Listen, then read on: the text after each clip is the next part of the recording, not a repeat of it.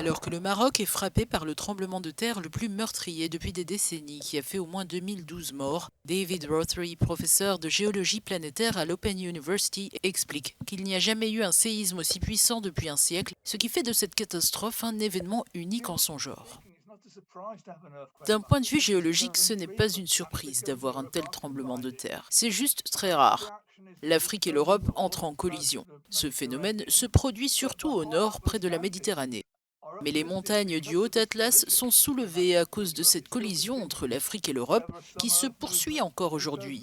On observe donc des mouvements de terrain sous ces montagnes et c'est ce qui s'est passé au cours de cette nuit-là. Et cela va continuer à se produire. Toutefois, ces événements à cette échelle sont peu fréquents, peut-être une fois par siècle, voire moins. L'expert, chargé de retracer l'histoire géologique de la Terre, ajoute que les événements de la Terre dus à la collision entre l'Afrique et l'Europe se poursuivent et qu'il faut se préparer à d'autres phénomènes similaires.